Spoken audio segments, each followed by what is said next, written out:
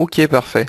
Donc bonjour à tous. Comme je vous le disais, comme c'est une formation qui était très demandée, je viens de la replanifier. Donc aujourd'hui, en fait, nous allons voir tout ce qui va être jonction, piquage en tôlerie et comment faire tout ce qui est liaison, donc de type trémie. On va voir du carré carré et rond carré.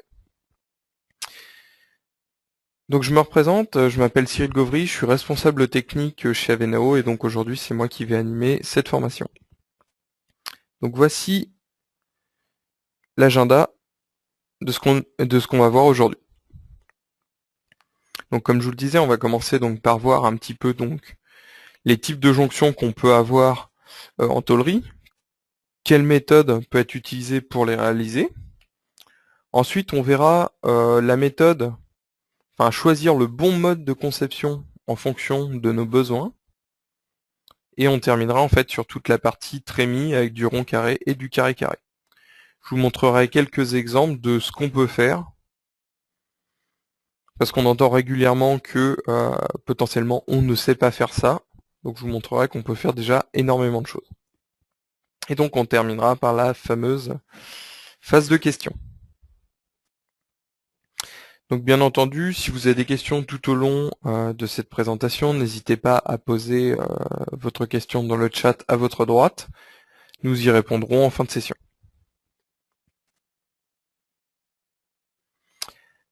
Donc la première partie, en fait, comment réaliser une intersection perpendiculaire, donc en tôlerie. Donc là, il y a plusieurs méthodes, en fait, hop, que j'avais réalisées, donc on va voir un petit peu ça.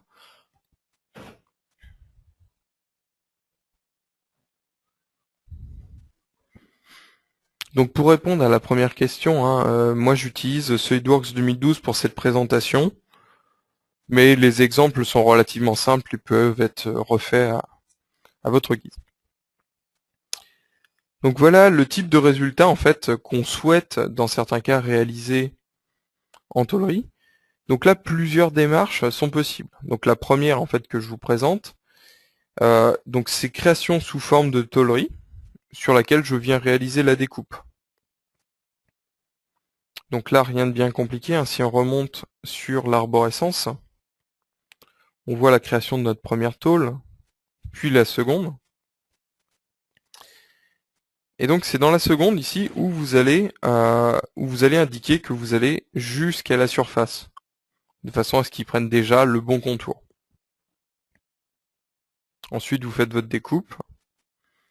C'est là qu'il y a une légère particularité en fait, ce qui est important en fait sur la tôlerie, c'est comme de manière régulière, les lasers coupent plutôt normal à la tôle. On sait qu'il y a des lasers en fait avec la tête orientable, mais régulièrement en fait la découpe est normale au flanc de tôle. Donc pour ça vous avez ici une fonction qui s'appelle enlèvement de matière normale, qu'il faut cocher afin d'avoir la bonne découpe. Bon après c'est accessoire, mais bon j'ai fait une fonction de déplacement de corps, de façon à pouvoir légèrement intégrer l'élément et faire mon cordon de soudure. L'intérêt à partir de là, hein, c'est que vous puissiez, comme d'habitude ici, en extraire vos développés, que vous pourrez ensuite envoyer à la découpe laser. Donc il en existe plusieurs types de jonctions, donc on peut l'avoir ici sur du 90 degrés, mais on peut également retrouver le même process pour des angles un peu plus quelconques. Donc il suffit tout simplement de paramétrer dès le départ en fait que votre cylindre soit incliné, hein, c'est pas plus compliqué que ça. La seconde méthode qu'on peut utiliser, c'est partir en fait par exemple sur une base surfacique. Donc je vous rassure tout de suite, hein, rien de bien compliqué dans la démarche. Le surfacique ici est juste pour créer des surfaces qui vont représenter finalement mes cylindres, mais sans épaisseur cette fois-ci. Donc là je suis parti sur 2 extrusions avec à chaque fois donc un cercle qui n'est pas complet de façon à pouvoir développer. Derrière ici, vous allez pouvoir faire des fonctions épaissir pour donner de l'épaisseur. Et tout simplement, en fait, les convertir en tôlerie. Donc ça, c'est un process qui est apparu maintenant il y a quelques années. Vous avez la possibilité de transformer une pièce volumique en tôlerie. Dans certains cas, il est plus simple de réaliser comme ça. Ou même, tout simplement, plus judicieux. On peut citer par exemple le cas où je vais vouloir dessiner une sorte de bac en tôlerie. Et ben en fait, moi, ce qui va m'intéresser sur la création d'un bac, par exemple, je peux vous montrer, hein, c'est d'avoir le volume intérieur de ce bac. Donc on peut imaginer modéliser de la sorte.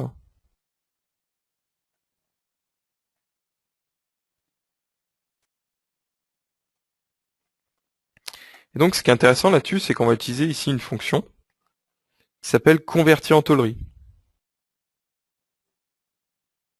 qui va permettre en fait en sélectionnant les faces de dire ici je conserve, ici je fais un pli, ici je découpe. Donc on va sélectionner par exemple le dessous pour faire notre bac. On voit automatiquement apparaître la première tôle ici en jaune. Donc on va lui donner ici une épaisseur de 2. Nos rayons. Et à chaque fois en fait je vais pouvoir ici ajouter un pli au fur et à mesure, vous voyez. Et donc les arêtes qui apparaissent en violet sont tout simplement les découpes. Donc si vous le souhaitez, on peut ici gérer l'intervalle en cliquant sur chacune des bulles.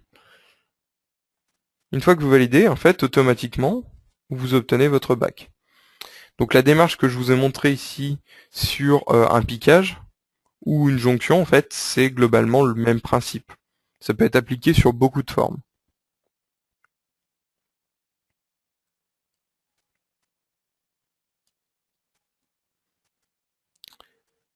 Donc jusqu'à présent, j'avais pas mis les exemples à disposition, donc je reviendrai un petit peu dessus en fin de session, où je vous montrerai quelque chose en fait où je vais commencer à mettre à votre disposition plusieurs fichiers.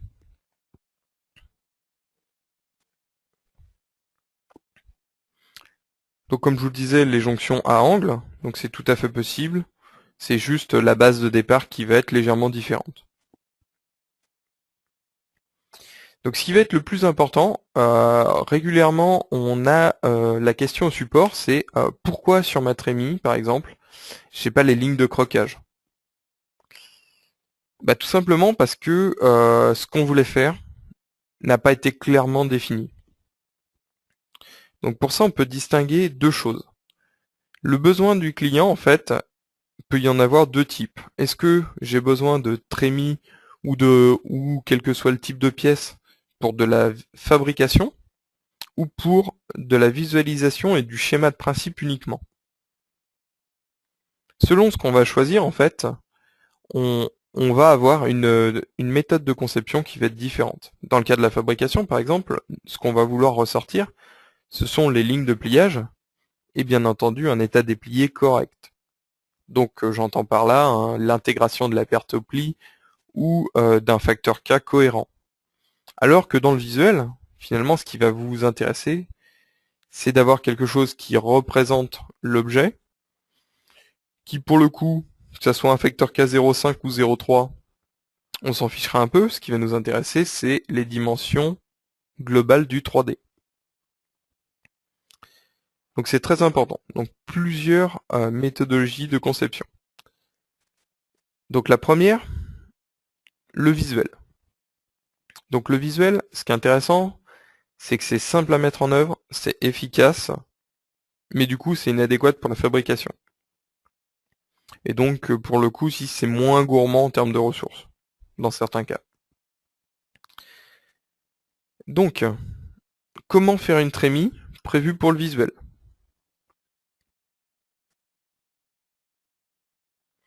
Donc c'est très simple, pour réaliser une trémie, donc vous tracez donc un rectangle de base, dans le cas d'une trémie rond carré. voilà, sur lequel on va venir en fait faire une légère ouverture afin qu'on puisse développer notre tôle. Donc pour ça, vous tracez votre ligne de construction, vous décalez des deux côtés. Hop, on va venir couper ici à l'intersection. Hop, on repasse tout ça en ligne de construction.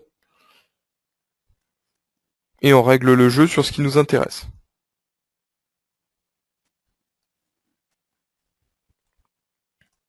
Voilà.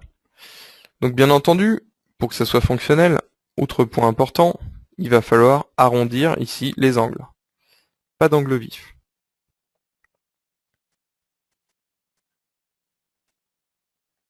Donc voilà, on vient casser tous nos angles. Donc à partir de là, vous avez fini votre première esquisse. Hein. Et donc on va pouvoir faire la partie supérieure.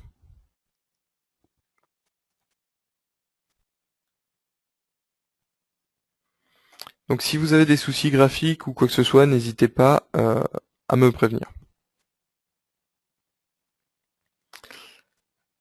Ok, donc là, naturellement, ce qu'on va réaliser ici, on va faire un cercle.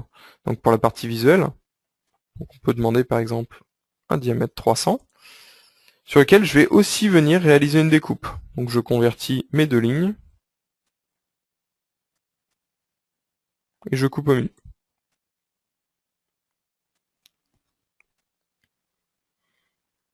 Donc là, en fait, vous avez modélisé donc les deux sections au même titre qu'un lissage. Donc ce qu'il faut utiliser comme fonction, en fait, hein, pour réaliser ça en tôlerie, donc vous avez une fonction de lissage de tôlerie qui s'appelle donc le pli de transition que vous avez ici. Voilà. Donc on va sélectionner ici notre premier profil, le second, et c'est essayer au maximum hein, de sélectionner toujours dans la même zone, hein, comme pour un lissage. Et automatiquement, en fait, on voit notre forme apparaître. Donc là, vous allez pouvoir choisir l'épaisseur de votre tôle, et si vous mettez à l'intérieur ou à l'extérieur. Il ne vous reste plus qu'à valider. À partir de là, en fait, vous obtenez ce qu'on va appeler en fait une représentation d'une trémie. Car si je fais mon développé, j'obtiens certes une forme cohérente, mais je n'obtiens pas tout ce qui va être ligne de croquage. Et donc surtout là, j'ai pas tenu compte de ma perte au pli parce qu'il n'y en avait pas l'intérêt. Et c'est surtout qu'en aucun cas vous avez les lignes de croquage nécessaires à l'atelier. Donc ça, c'est la première démarche. Donc maintenant, si vous voulez une trémie qui va être adéquate pour la fabrication, on va procéder différemment.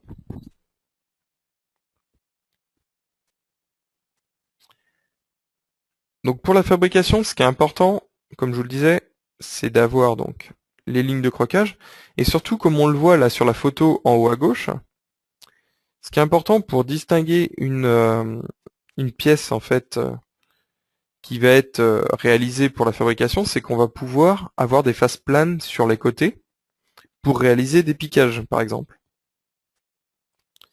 Ici, on voit que si je sélectionne, je ne peux pas créer d'esquisse et on voit naturellement en fait ici que c'est galbé. On a une déformation. Donc pour éviter ça, c'est très simple. On va retourner en arrière et on va refaire notre esquisse 2. Donc ce qu'il faut pour avoir quelque chose de propre avec des triangles sur toutes les faces, c'est tout simplement sur l'esquisse qui est ici circulaire, avoir de légères facettes sur les côtés. Donc pour ça, il y a une très bonne technique hein, qui consiste à faire un rectangle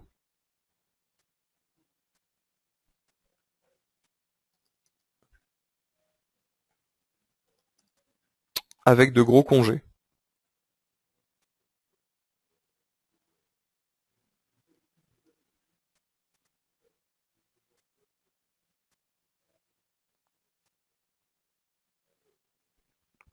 Voilà. Du coup, automatiquement ici, j'obtiens une facette de la longueur souhaitée, qui peut bien entendu être plus petite, hein.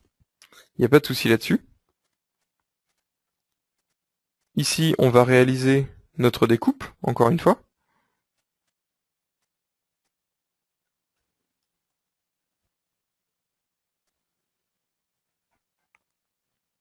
Et refaire notre fonction de pli de transition.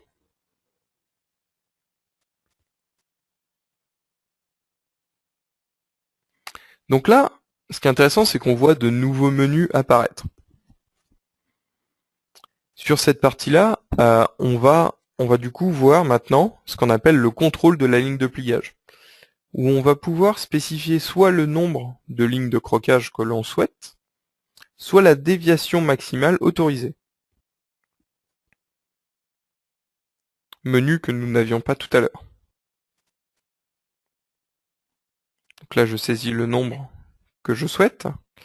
Donc là, vous voyez pas les triangles parce que mes arrêts de tangente doivent être cachés. Ouais, c'est ça. Voilà. Donc là, on voit mieux les séparations. Et donc, du coup, on voit ici que si je sélectionne, je peux créer une esquisse et réaliser un piquage, par exemple. Chose que je ne pouvais faire avant.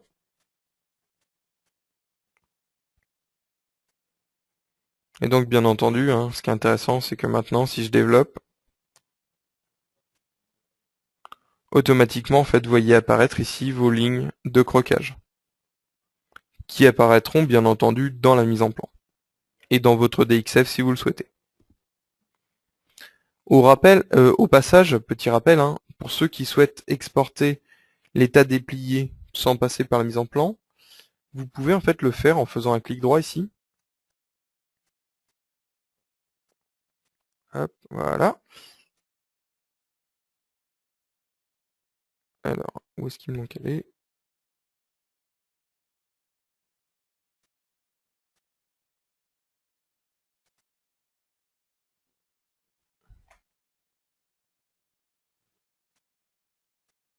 Voilà. Donc vous l'exportez ici hein, directement en DXF DWG.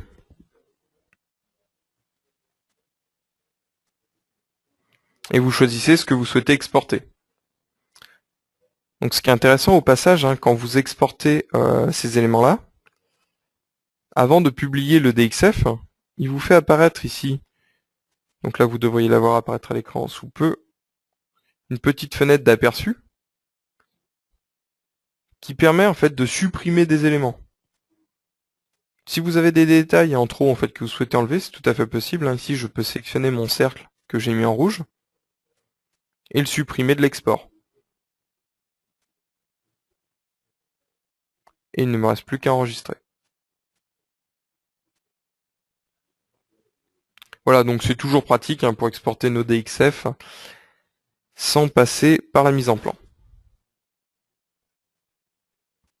Donc ça, c'était pour la partie vraiment fabrication. Donc on voit en fait hein, que la conception est presque similaire, sauf qu'on a des résultats qui vont être complètement différents. Un sera adéquat pour le visuel, un sera adéquat pour la fabrication.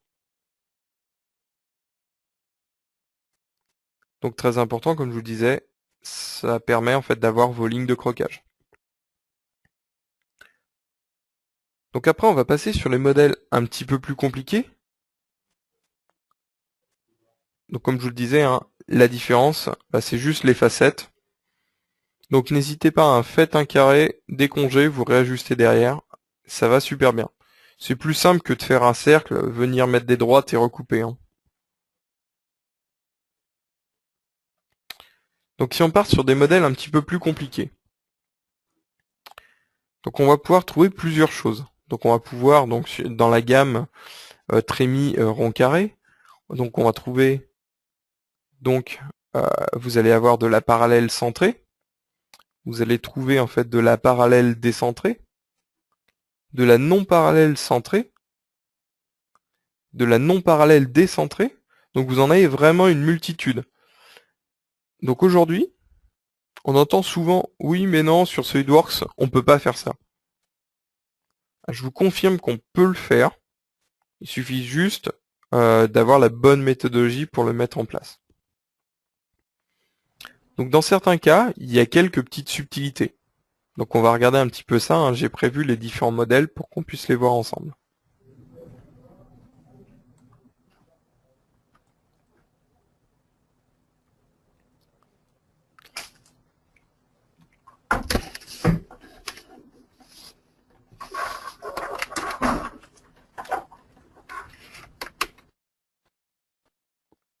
Ok. Alors. Donc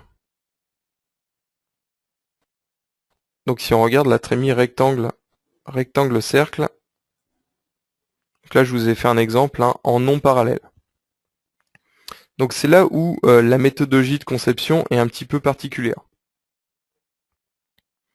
Donc on voit, hein, j'ai deux dossiers, un construction, un conversion. Et donc là, j'ai conçu ça de la façon suivante. Je suis parti sur une base en fait volumique, telle que celle-ci. Donc là vous avez un volume. Donc si on rentre un peu plus dans le détail en fait, ce qui est important, c'est que sur chacune des esquisses, que ce soit la section supérieure ou inférieure, vous ayez le même nombre d'arêtes, pour que chacun des sommets soit connecté avec un autre sommet.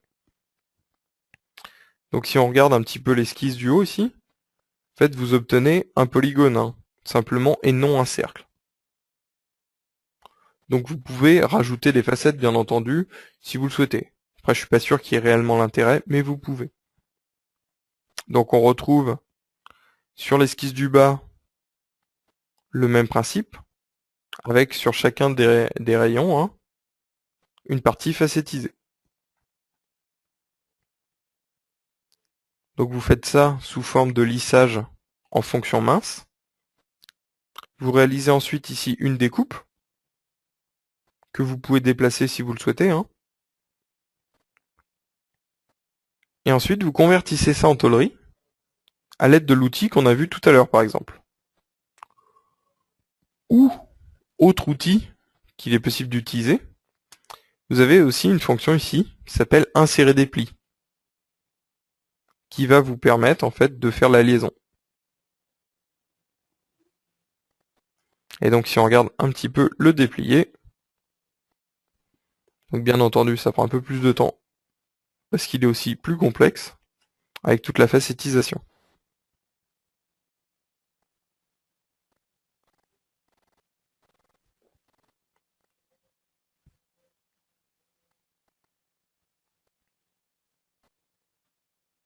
Ok. Donc là vous devriez l'avoir à l'écran avec toutes les lignes de croquage. Parce que bien entendu, hein, le point essentiel étant ici d'avoir les lignes de croquage, parce que sinon, bon, ça se fait assez simplement si on n'a pas besoin de toutes ces infos-là. Seulement, comme on aime bien faciliter le travail de l'atelier, autant bien le prévoir dès le début. Donc voilà le genre d'exemple qu'on peut réaliser.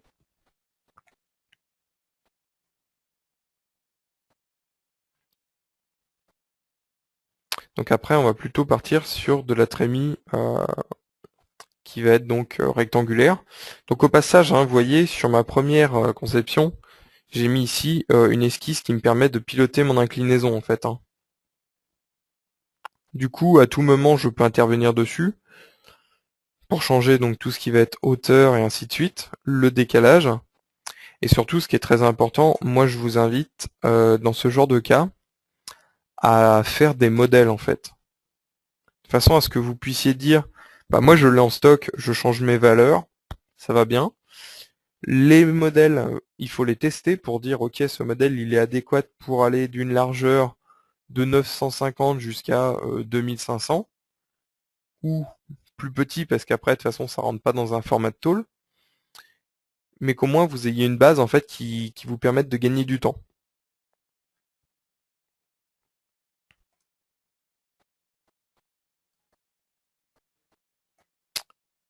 Ok. Donc sur la partie trémie rectangulaire. beaucoup de choses aussi. Donc on va pouvoir trouver des plans parallèles centrés, donc plutôt commun. On va pouvoir trouver du plan parallèle décentré, tel que celui-ci. On va pouvoir trouver du plan parallèle centré, plan non parallèle centré, excusez-moi, et du plan non parallèle décentré. Donc comme le dernier exemple par exemple. Alors voyons voir ce que ça donne en 3D.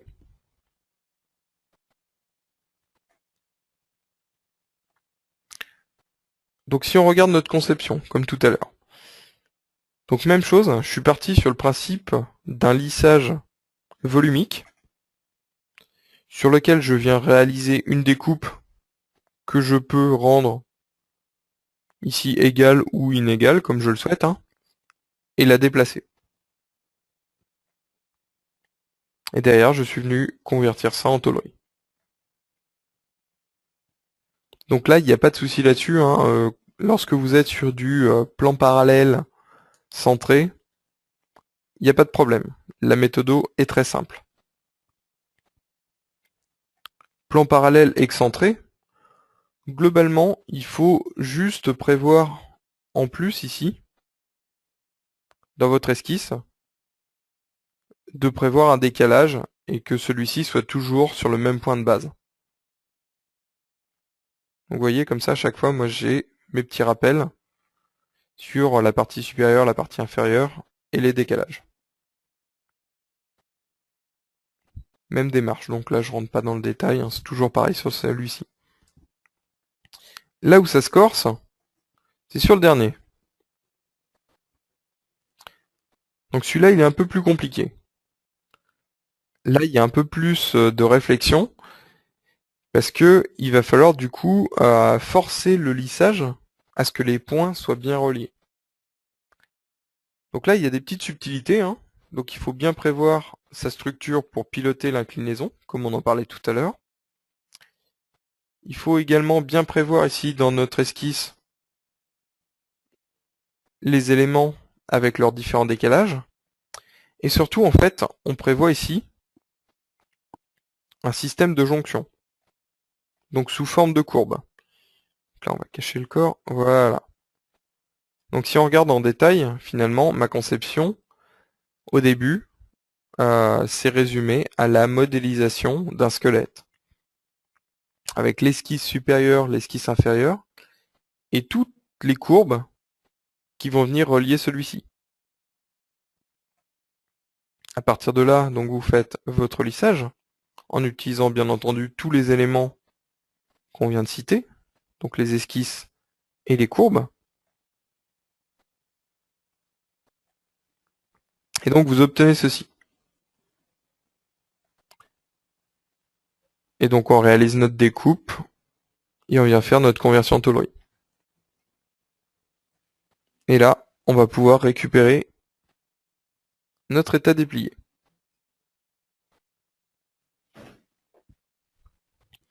Donc là, bien entendu, ce sont des exemples. Il y a bien entendu une multitude de formes qui peuvent exister. Après, on peut avoir, comme on l'a vu tout à l'heure, des raccordements cylindres avec une partie carré cylindre. On peut avoir des jonctions à 3 parties ou plus. Donc là, il y a beaucoup de choses. Il y a probablement un moment donné où on aura des limites, mais vous avez déjà la possibilité, avec les outils là qu'on a vus, de faire énormément de choses.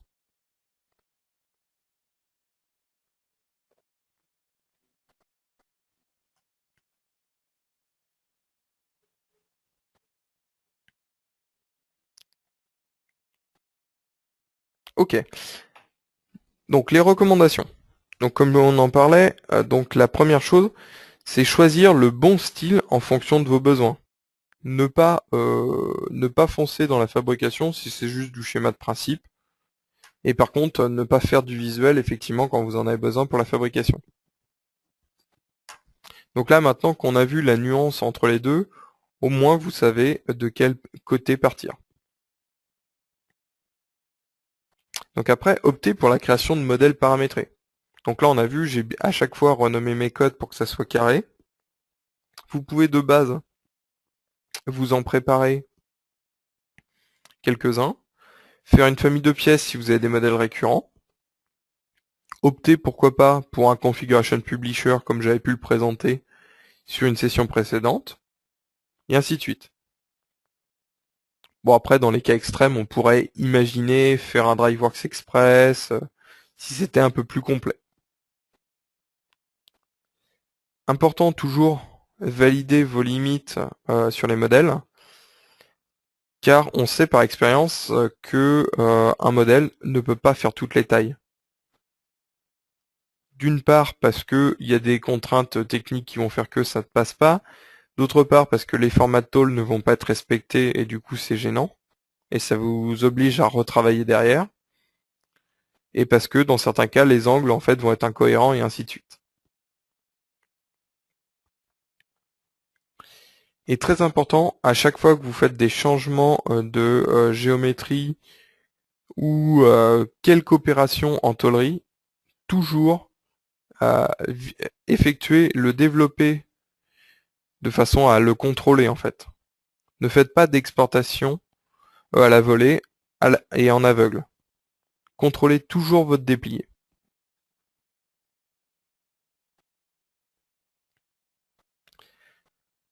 Donc avez-vous des questions sur tout ce qu'on a vu là sur la partie tôlerie?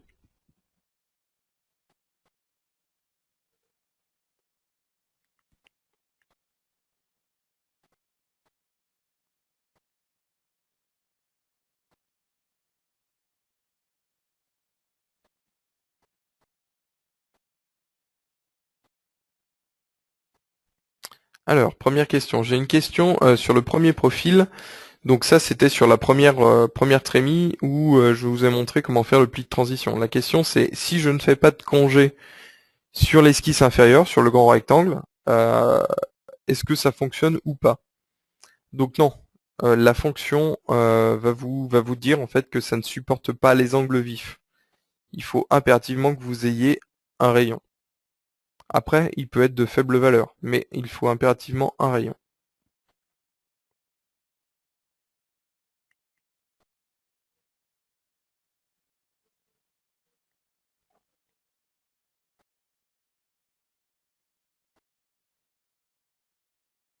Alors, donc il y avait une question sur comment exporter sans passer par les mises en plan. J'ai peut-être été un peu vite. Donc pour exporter sans passer par une mise en plan, c'est très simple.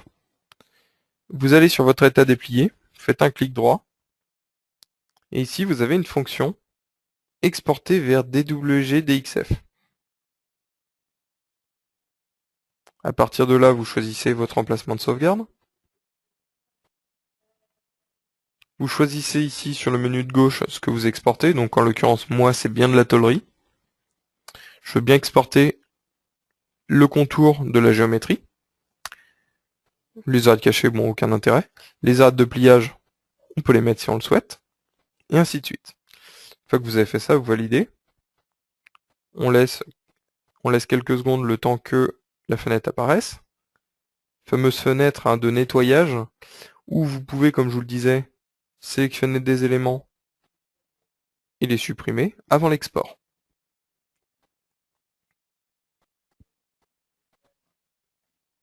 Donc voilà pour la démarche d'export.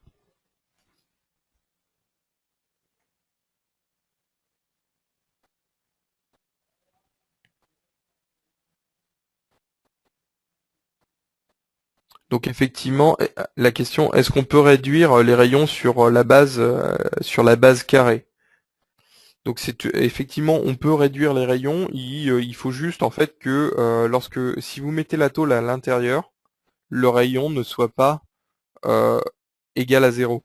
Il faut forcément que vous ayez un rayon supérieur à 0 à l'intérieur de la tôle.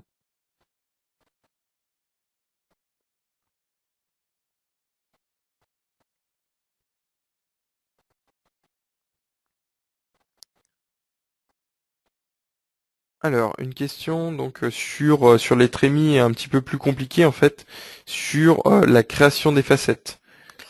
Donc apparemment, il y a eu, je suis peut-être passé un peu vite sur ce sujet-là. Est-ce que vous pouvez préciser la demande sur quelle zone en fait voudriez que je repasse hein, pour expliquer la gestion des facettes?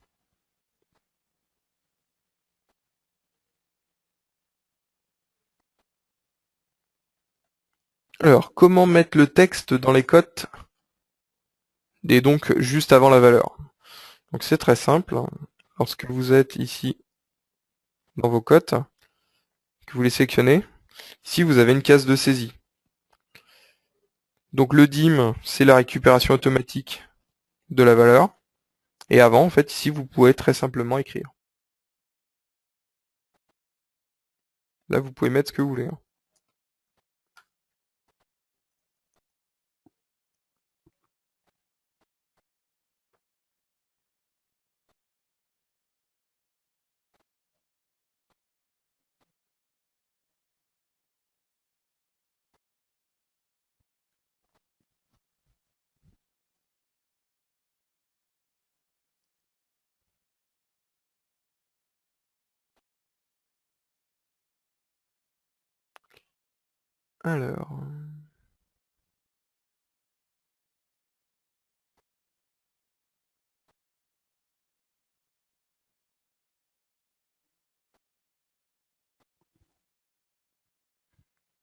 Alors, comment faire le découpage, donc piquage sur la première pièce?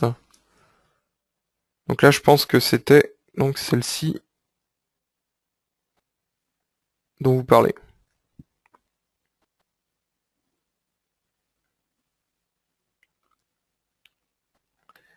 Alors donc pour faire le piquage ici, donc comme je vous le disais tout à l'heure, j'ai réalisé donc la jonction de mes deux cylindres en allant jusqu'à la surface.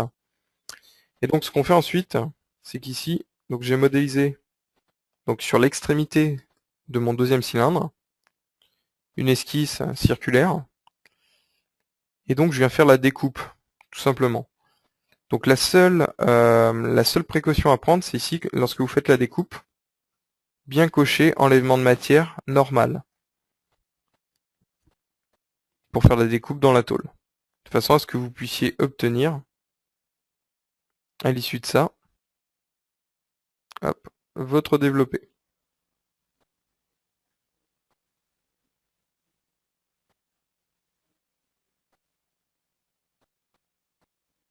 Donc là, j'espère avoir été clair là-dessus.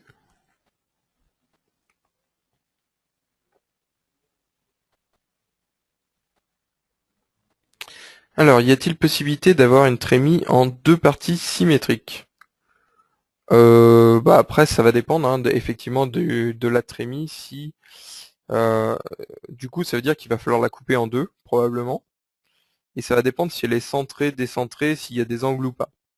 Forcément, dans le cas où on est centré, où on a un rond carré ou un carré carré, c'est pas trop simple parce que finalement, la fonction de découpe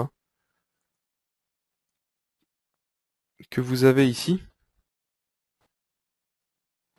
hop, voilà, la fonction que j'ai fait ici en découpe pour ouvrir, finalement, dans le cas d'une trémie symétrique, vous faites juste la même chose derrière.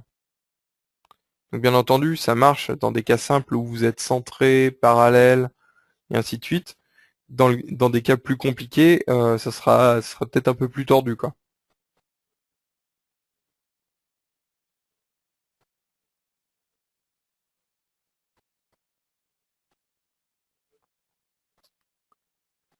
Alors, est-ce que le DXF exporté peut directement être intégré dans le module nesting? Donc pour ceux qui connaissent pas en fait, hein, la partie nesting, c'est pour faire de l'imbrication dans les formats de tôle afin que vous puissiez en fait lancer en série des gros volumes et surtout perdre le moins de matière possible. Donc effectivement en fait certains modules d'imbrication gèrent l'import en DXF où derrière on va pouvoir piloter la quantité et il va les orienter. Ce qu'il faut faire attention par contre, à mon avis, sur l'import du nesting, c'est euh, enlever la partie si la partie rectangle capable est exportée, tel qu'on peut l'avoir ici. Hop. Si la partie rectangle capable est exportée, il faudra l'enlever en fait, sinon ça risque de perturber l'algorithme, et du coup il va vous faire des imbrications avec des rectangles et vous perdez énormément de matière. Mais sinon, il y a pas de souci particulier là-dessus. Il y a même certains softs d'imbrication qui vont vous permettre de le faire directement au travers de SolidWorks.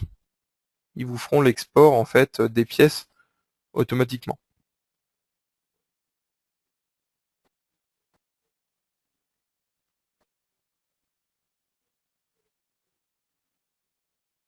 Alors, peut-on avoir le même résultat en ayant créé la pièce trémie excentrée non parallèle à partir d'un volume, puis le convertir en tôlerie? Non.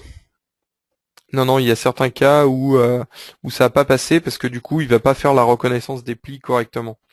Si vous voulez, moi j'ai tracé dans certains cas avec des angles vifs et du coup ça n'a pas passé. Donc c'est pour ça que j'ai bien utilisé la fonction de lissage mince pour que ça soit efficace, que j'ai fait ma découpe et que j'ai fait une reconnaissance de plis derrière.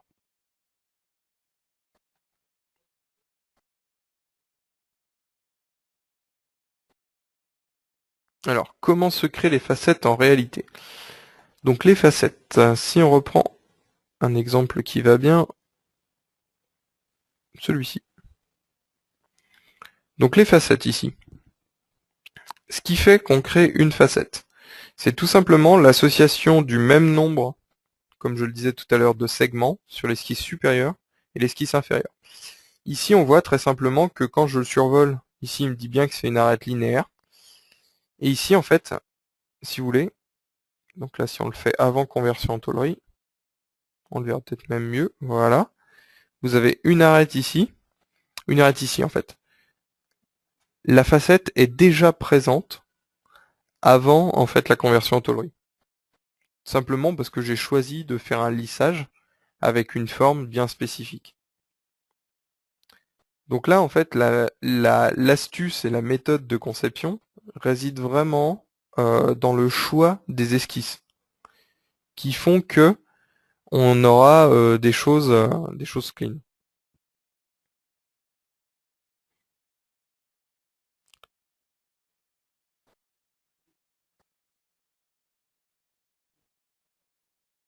Donc là, effectivement, ça m'a mis le doute, mais je vérifiais. Donc question, une affirmation en fait qui disait que les facettes ne sont pas planes. Donc je vous confirme qu'elles sont planes, hein, je viens de vérifier. Ici, à chaque fois, je peux ouvrir une esquisse sur toutes les facettes, hein. On est bien sur du plan parce que à chaque fois, les éléments sont bien reliés les uns aux autres. Il n'y a pas de torsion.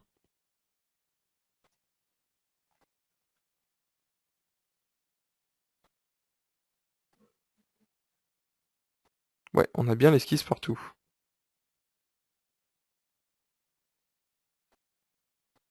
Ouais, donc sur toutes les faces là, j'ai bien un plan.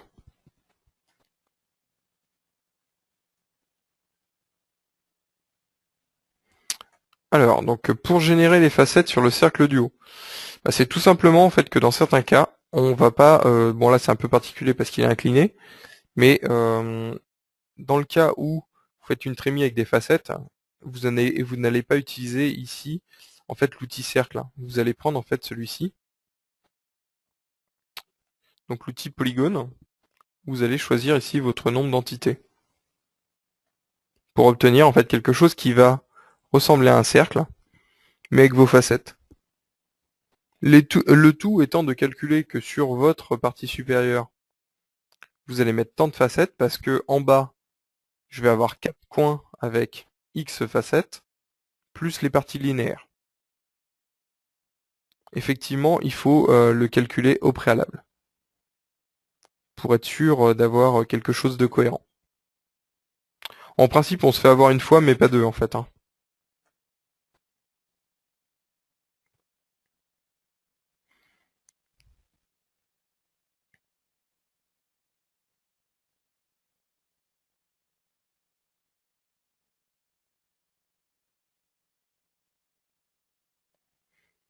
Alors, comment intégrer et lier une esquisse en fait pour l'inclinaison? Donc la première chose, effectivement, c'est toute la partie théorique qu'il faut définir. Donc moi, ce que je fais, effectivement, c'est une inclinaison qui me permet, donc on va hop, quitter le déplier. Je définis l'inclinaison en fait avec la hauteur donc sur la partie droite, la hauteur sur la partie gauche, s'il y a un décalage ou non. Et du coup, j'en profite aussi pour définir la longueur sur la partie supérieure. À partir de cette esquisse-là, qui est simplement une droite, je construis sur celle-ci en fait un plan qui va me servir en fait à la définition de la seconde esquisse.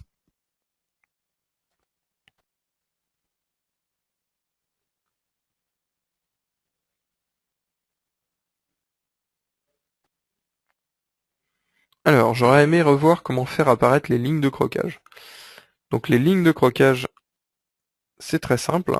L'option apparaît en fonction du choix, enfin en fonction de la géométrie que vous allez avoir. Donc si on prend une trémie simple. Donc comme j'ai prévu ici quelque chose avec des facettes, automatiquement il détecte que c'est quelque chose qui est adéquat pour la tôlerie, et le menu ici apparaît. Dans le cas où vous n'avez pas de facette, qui a donc une déformation plastique, globalement, enfin une déformation suivant plusieurs directions, vous allez automatiquement avoir quelque chose où on ne va pas savoir générer les lignes de pliage. Donc cas numéro 1, en fait, celui de la trémie visuelle, qui est un cercle pur avec ici un rectangle avec des congés, et qui pour le coup n'autorise pas la création ici des lignes de croquage.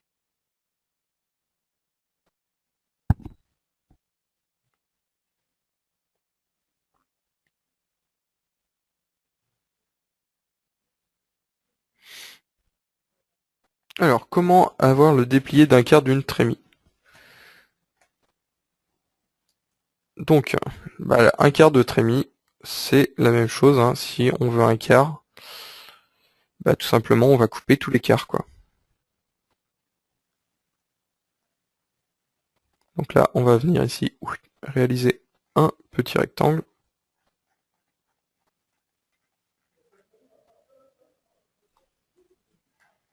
On va s'assurer que ça dépasse pas là-haut.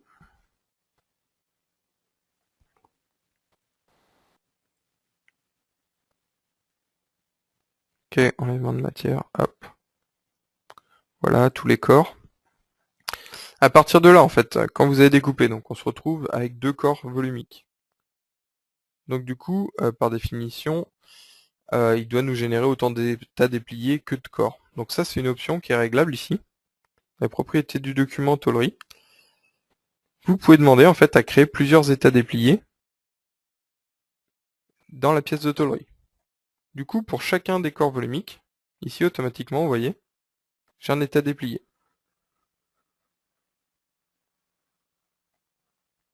Du coup, je vais pouvoir déplier uniquement cette partie-là, par exemple.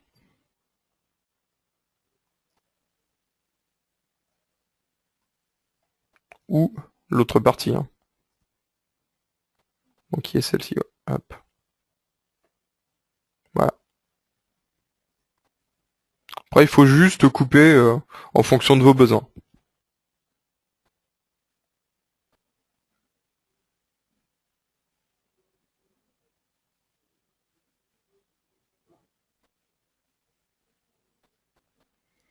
Y a-t-il d'autres questions?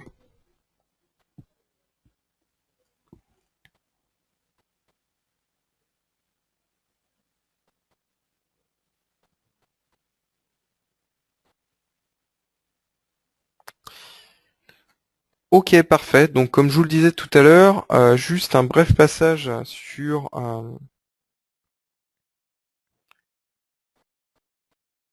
sur le guide 3D. Où donc là ça vient d'être mis en place, ça va être annoncé officiellement sous peu. Là je viens de finir l'intégration en fait. Dans la partie bibliothèque ici, je vous ai rajouté en fait une partie bibliothèque du guide 3D où vous aurez un espace ici où vous pourrez récupérer en fait différentes choses. Donc si vous avez des suggestions, n'hésitez surtout pas à m'en faire part, hein, soit par message sur le guide 3D ou autre. Donc pour l'instant, j'ai créé des dossiers là pour le test, hein, mais donc on pourra mettre à dispo des procédures, macros, pièces standards, des vidéos et ainsi de suite. Donc voilà, ça va être annoncé en fait sous peu. Là pour le moment, en fait, vous avez les dossiers, mais ça devrait arriver rapidement. Donc c'est juste ici, hein, dans la partie bibliothèque 3D, vous avez une nouvelle ligne qui est apparue.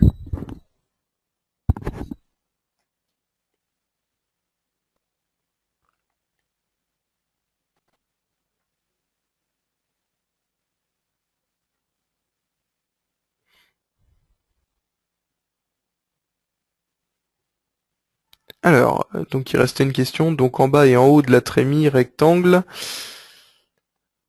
les congés intérieurs sont des polygones. Donc tout à fait en fait, hein, sur les trémies un peu spécifiques, c'est du polygone, effectivement.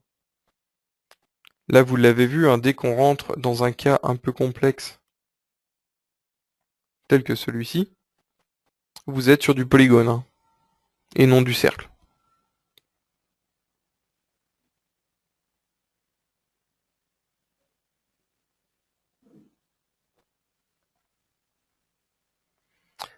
Parfait.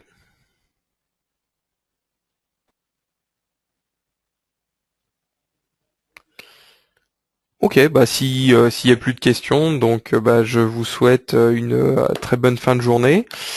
Et donc de mémoire, j'ai prévu sous peu aussi une formation sur les tables en tôlerie, de façon à ce qu'on puisse faire un rappel sur tout ce qui est donc facteur cap, airtopli, table de gabarit, et qu'est-ce qu'on peut faire dedans, qu'est-ce qu'on ne peut pas faire, quelles sont les limites de chacune des tables et comment ça se présente. Donc je vous souhaite une très bonne fin de journée et un bon appétit.